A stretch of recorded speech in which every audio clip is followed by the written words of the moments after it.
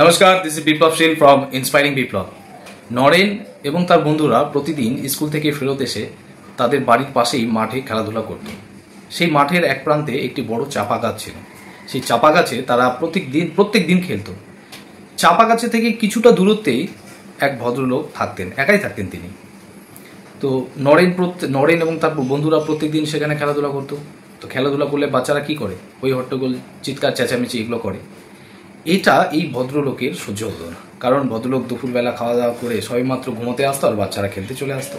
তো একদিন ভদ্রলোক রেগে লাঠি নিয়ে তাদেরকে মারতে উদ্যত হলো। তো বাচ্চারা লাঠি দেখে ভয় পেয়ে পালিয়ে গেল। লোকটি ভাবলো যে যাক, আর বাচ্চারা আসবে না। পরের দিন আবার বাচ্চারা তাদের টাইম মতো চলে এসছে। সেদিন আবার ভদ্রলোক রেগে তাদের বকাঝকা করে সেখান থেকে বের করে দিল। পরের দিন আবার একই পুনরাবৃত্তি। এবার লোকটি ঘরে বসে ভাবতে লাগলো যে না, বাচ্চাদের বকা এবং মার দিয়ে তো কোনো লাভ হচ্ছে না, কোনো একটা বুদ্ধি বের করতে হবে। লোকটা 3 দিন ভাবলো এবং ভাবার পর পরের দিন যখন বাচ্চারা খেলাধুলা করছে, লোকটি কি করলো, একটা মিষ্টির ভাঁড় নিয়ে সেখানে গেল এবং বাচ্চাদের বললো, আয়, তোদের আজকে মিষ্টি খাওয়াই, এর আগে তো তোদেরকে বকা দিয়েছি, মার দিয়েছি।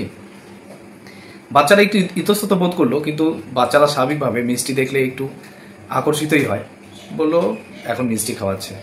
তারপর তারা সেই লোকটির সামনে আসলো এবং তারা মিষ্টি নিতে উদ্যত হলো।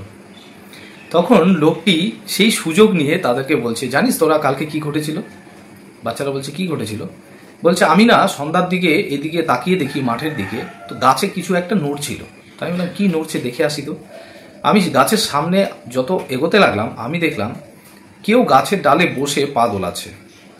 এই তো দেখে আমি ভাবলাম যে কে দোলাচ্ছে, আর একটু সামনে এগিয়ে এসে তো আমি মাথা ঘুরে পড়ে গেলাম।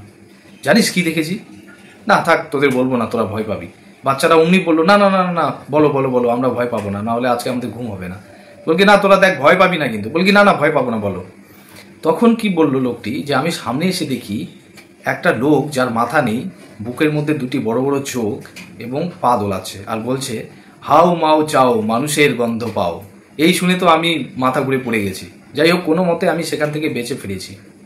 যাই, তোরা আবার ভয় পাইস না কিন্তু, তোরা খেলাধুলা কর, আমি যাই, বাড়িতে যাই, একটু কাজ আছে। এই বলে লোকটি সেখান থেকে চলে গেল। এবার বাচ্চারা গল্প বলাবলি করতে লাগলো, বাপ রে, এটা কি, চল তো শুনে আসি যে কি হতে পারে। বাচ্চারা আবার সেই লোকটির বাড়ি গেল, বলল, কাকু তুমি তো দেখেছো, এটা কি ভূত? লোকটি বলল, না ভূত তবে নয়, তবে আমি শুনেছি এরকম যাদের মাথা নেই তারা ব্রহ্মদত্তী হয়। যেহেতু ওদের মাথা নেই, তাই তারা কি করে, যারা ওকে ডিস্টার্ব করে তাতে ঘাড় মটকে দেয়। বাচ্চারা এই শুনে ওখান থেকে পালিয়ে পরের 3-4 দিন আর নেই। লোকটি ভাবলো, যাক বাঁচা গেছে, বুদ্ধি করে বলেছিলাম গল্পটা। এই মুহূর্তে নরেন তার মামার বাড়ি গিয়েছিল। সে মামার বাড়ি থেকে ফিরে এসছে। নরেন কিন্তু এইসব ঘটনা কিছুই জানে না। তো বন্ধুদের বলছে, কিরে তোর খেলতে যাবি না? বলকি না রে বাবা নরেন, যাবো না, জানিস ওই চাপা গাছে ব্রহ্মদত্তী আছে। নরেন বলছে, ব্রহ্মদত্তী, সে আবার কি হয় রে? বলকি না, ওই কাকুটি বলেছে যে তার মাথা নেই, ওখানে খেলাধুলা করলে ঘাড় মটকে দিবে। তখন নরেন বলল, ঠিক আছে, তোরা যাবি না, না যাস, আমি তো যাব। এবং নরেন পরের দিন কি করলো, সেখানে গিয়ে 1 দিন 2 দিন 3 দিন বসে থাকলো সেই গাছের নিচে। কোনো ব্রহ্মদত্তী নেই। নরেনের বুঝতে অসুবিধা হলো না যে লোকটি তাদের বোকা বানিয়েছে। তো একদিন বাচ্চাদের বলছে নরেন যে, তোরা জানিস আমি ব্রহ্মদত্তী দেখেছি, সন্ধ্যার দিকে আসে এবং গাছে ওঠে, তোরা দেখবি? বলকি না না না, ভয় লাগে। আরে তোরা ভয় কেন পাচ্ছিস, আমার সঙ্গে যাবি তোরা।